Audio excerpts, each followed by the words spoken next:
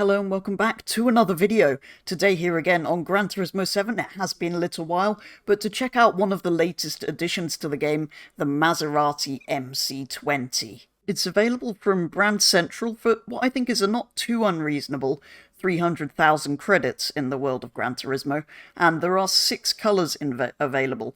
The rather nice blue, which is the sort of default colour, black, grey and white, which are quite boring, although I do think it looks quite good in this sort of graphite-y grey. But there's also Rosso Vincente, which is quite a nice dark red, and the yellow I really don't like because it's got a sort of horrible pearl effect. So for me it's between the blue and the red. So although not usually the sort of car I particularly like, I have been really looking forward to driving the MC20 in a game, so it is great that it is finally in Gran Turismo. I know it's been here a little while, I'm a little late to this update, and I still haven't checked out some of the cars from the previous one. I particularly want to go back and take a look at the Valkyrie, so watch out for a video on that hopefully soon. But yeah, the MC20 I think is a really good looking little mid-engine sports car, supercar. I mean, it is a supercar, but in that sort of price bracket, I think it probably is my favourite car currently. Obviously, I love the Amira, but I think that's slightly cheaper, so this is kind of in its own segment. But anyway, I do really like this, although I'm not usually a fan of mid-engined Italian cars. And rather unusually, I have gone for red, which I'm really not a fan of on it. But anyway, it produces just over 620 horsepower and weighs 1,500 kilos and has a turbocharged 6-cylinder. So a lot of these kind of performance cars are going 6-cylinder these days. Now, the rumour was at the time that they kind of swapped designs with Ferrari, because Ferrari brought out, I believe, the Roma at a similar time to this, and that kind of looked like an older Maserati concept, and this looked like a Ferrari concept, I think, that had been shown. But anyway, I'm really glad they did, if that's what happened, and that this ended up being a Maserati, because, yeah, I think they've done the styling on this very, very well. And here in Gran Turismo, it drove really well as well, where I took it around Monza. I really enjoyed driving it around there. It didn't feel too fast, as a lot of kind of supercars and things do these days. It felt kind of manageable to drive and enjoyable still, but obviously did have some pretty good performance behind it as well. But despite that, I think we should see what customization and further performance upgrades are available to make this thing, well, faster. Now, there is, as ever, a wide body option, which I'm not sure I actually like on this, because like I say, it's a really good looking car, so I don't think I'm actually going to do it, which makes a change. There is also the usual custom parts as well. There is a splitter, which I think I might put on. It's quite subtle. Similarly with the side skirt, although that kind of looks more stuck on, but it sort of matches with the front, so if I'm doing one I should do the other. Same with the rear. I think the little extra, are they canards if they're at the back? I suppose they are. Kind of fits with the whole look. Then this is kind of more difficult, the wings, because there's a rather nice, like, ducktail in carbon that's slightly bigger than the standard one, but it looks kind of stuck on a bit, or there's a custom wing set, which actually looks horrendous, so I'm not going to do that. So it's between standard and, I suppose, to go with the rest of the carbon I've just put on it, we should probably do that. There is also, of course, bonnet pins, but I'm not going to do that, and a tow hook, but I'm not going to do that. We can, though, put some cooler headlights on, which I usually do, and number plate. I mean, you can add one to the front if you really want to, but it doesn't have one on the front from standard. Or we could go Type B rear only, but all that really does is change it from MC20 to Gran Turismo. I'm just going to leave that. So I'm not going to change the wheels or anything like that, because, well, although it brings the track width out, I think they look pretty good. I am, however, going to have a look at some of the colours. I do have quite a few that I've already bought.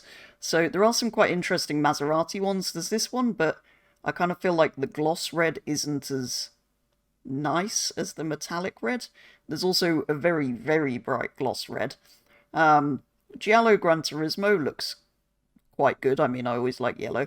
And it's nice to see it's not covering up the carbon bits. Often, what was the case in Gran Turismo is when you painted it a colour, the whole body, it would cover up the carbon bits you'd just put on. So that looks nice. But I think my favourites are actually these two, the blues. Particularly blue Nettuno, I think looks very good.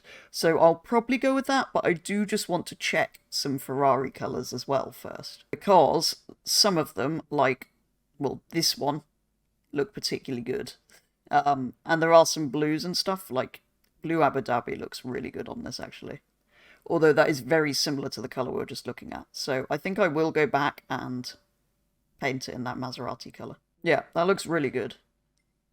I will, though, have to change the brake calipers to yellow, I think, if I'm doing that. Oh, no, it has painted over some of the carbon, although actually, I think that looks better. Then we have the sort of extended wing, but it doesn't look quite so bolted on. I like that. So, over in Understeer Engineering, the upgrade shop in Gran Turismo, there are, well, kind of all the things you'd expect. I haven't put anything on from the sports category or club sports category, but I have, of course, put the fully customizable computer in, because that's kind of a must. Low, mid, and high RPM turbochargers are available, but I don't want to go too mad with power increases. As you can see, I've got it sitting just over 700 performance points at the moment, so potentially I could tune it back, although I haven't actually checked if there's any races that are at that. But I'm probably not going to be using this for racing anyway, so I kind of just want to make it nice. So yeah, mild upgrades. I have gone for a racing air filter and racing silencer, as well as racing brake pads to go with the carbon ceramics that I've of course put on, purely so that I can paint my calipers, because you have to do that to be able to do that in Gran Turismo. I have also put it on customizable suspension and racing tyres, so it's got a nice set of slicks. So hopefully it'll handle a little bit better, stop a little bit better, and look a little bit better, as well as having a tiny power increase up to 707 horsepower, but we will potentially have to tune that back. I did also put anti-lag on it, wherever that is, but it's not switched on yet, so we'll have a play about with that in a minute, because it's a little bit less over the top than it is in Forza, for example.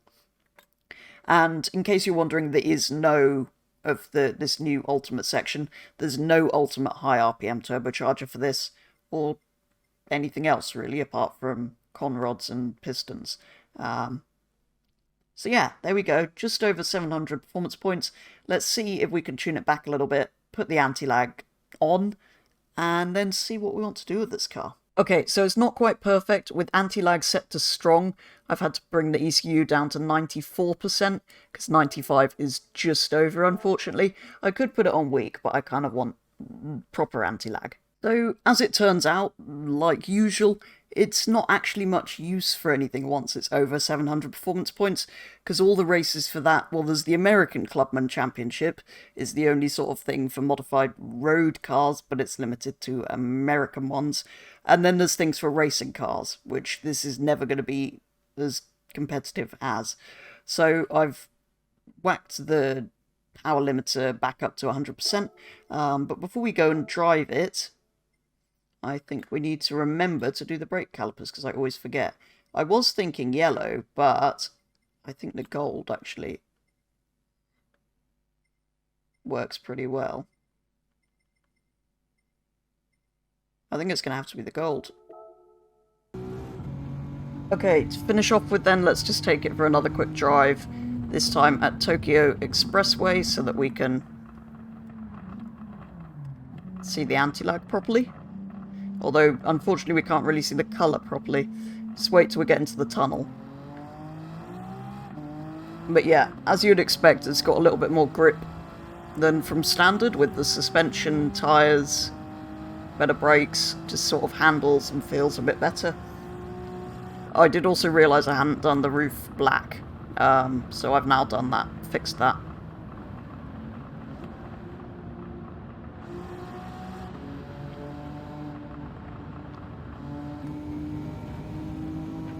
So yeah, let's just take it for a quick lap round here.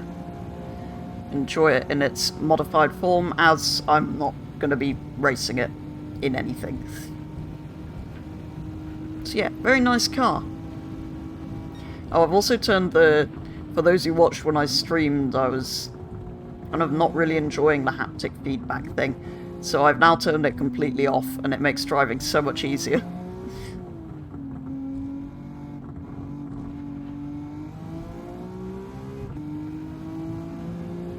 But yeah, strangely, I do just very much like this car.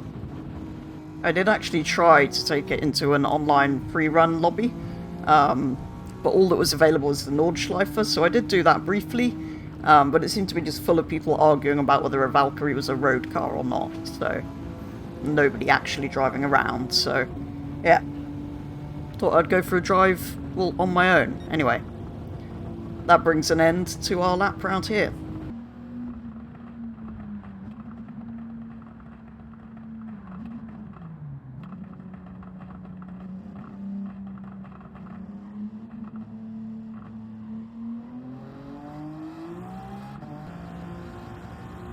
Well, there we go. That shows off the anti-lag a little bit better. But anyway, that is going to do it for a very first look at the Maserati MC20 here on Gran Turismo 7. It is fantastic to finally have this car in a console racing game, or in a full-on racing game. It will hopefully be coming to Forza Horizon 5 soon as well. It's certainly rumoured to be, so that'll be an interesting comparison how it drives in there. But yeah, it is a car I really like, strangely, because I'm not usually that excited about mid-engined Italian things, but it is a bit different to... Wow, okay, that was a big pop of flame, to what else is out there. So yeah, have very much enjoyed it. There's a few customization options available, but as ever with Gran Turismo, as soon as you start messing with upgrades, you suddenly find it's not really terribly useful for anything. But it's still a great fun thing to drive, so more than worth going and getting for its, what I think is quite a reasonable in-game price of 300,000, given Gran Turismo's economy is, well, quite expensive for things like this, let's say. But anyway, that is going to do it for today's video. I will be back very soon to take a look at some of the other new cars from this update and the previous update that I've missed. Because, yeah, I haven't been on here for a long time, and there's quite a lot of things to check out, as well as some interesting engine swap things that I'd like to have a play about with. But for today's video, looking at the MC20, that is going to be all. So thank you very much for watching, and I'll be back with the next video very soon.